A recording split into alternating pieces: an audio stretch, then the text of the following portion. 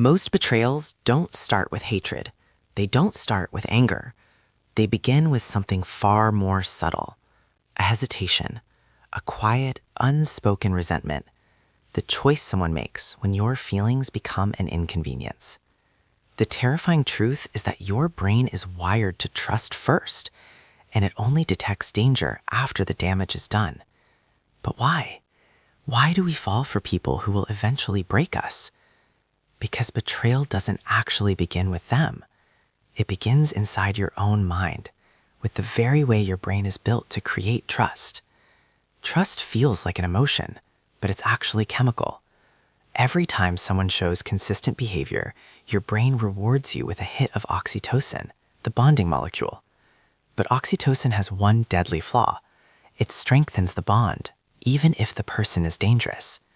Your brain is designed to attach first and evaluate later.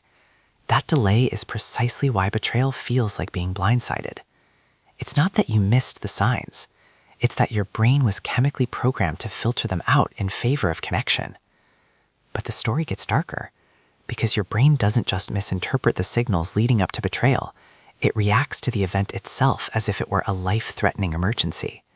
When someone lies to you, cheats on you, abandons you, your brain activates the exact same circuits as it would for a physical injury. A burn, a deep wound.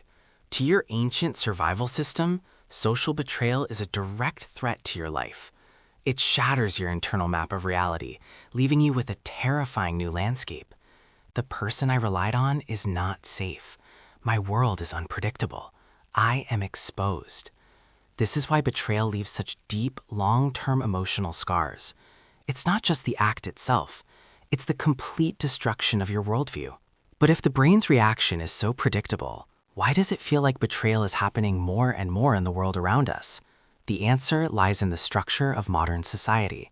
People say trust is harder to find now, but the real truth is that people are more self-interested than ever. 3 major forces are fueling this. First, overstimulation. We live with endless options, which makes loyalty feel replaceable. Second, dopamine culture. We're conditioned to chase immediate pleasure, not long-term responsibility. And third, emotional convenience. Avoiding a difficult, uncomfortable conversation is often replaced with a dishonest, easier escape route. And that's the key. Most betrayals today aren't born from malice. They're born from convenience. But there are warning signs, patterns that can predict who is likely to choose that convenient path. And once you learn to see them, everything changes. Betrayal rarely comes from nowhere. Watch for these 4 patterns showing up together. 1. Quiet distancing. You feel a tangible drop in engagement, effort, and transparency. 2. Micro disrespect. Not huge fights, but a steady erosion of respect through small jobs and subtle dismissals. 3. Dual identity behavior.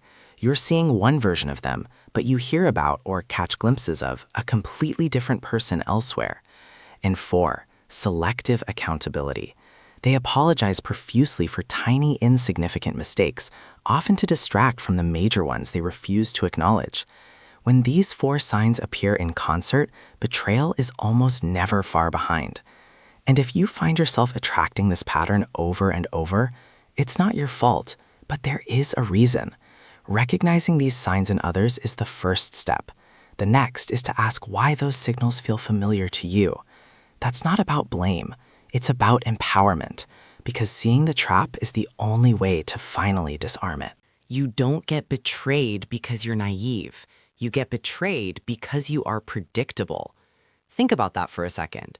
Manipulators, the people who break your trust, they don't look for your weaknesses. They hunt for your strengths.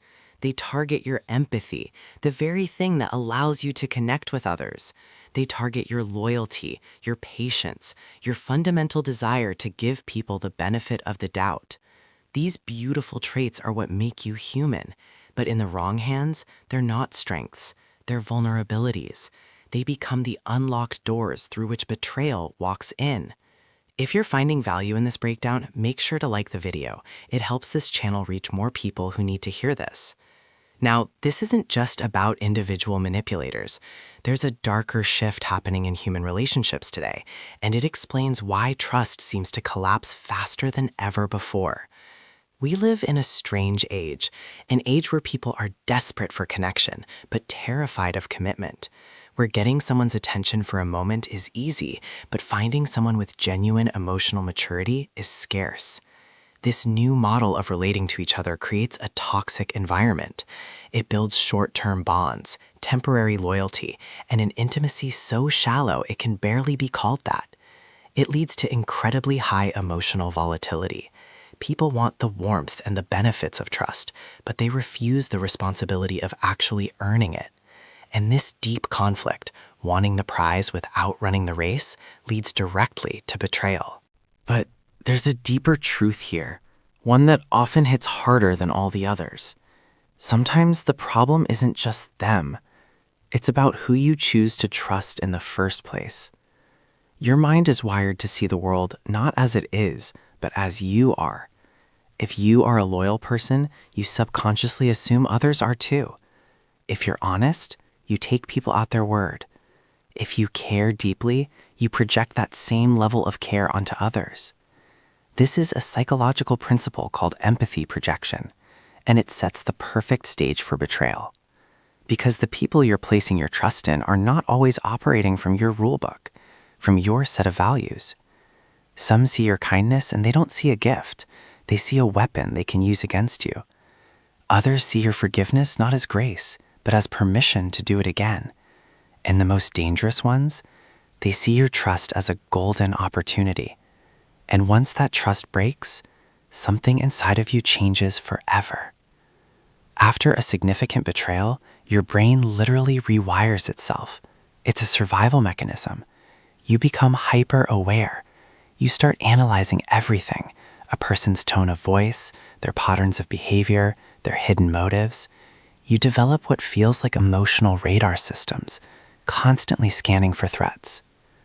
Some people will dismiss this. They'll call it trust issues.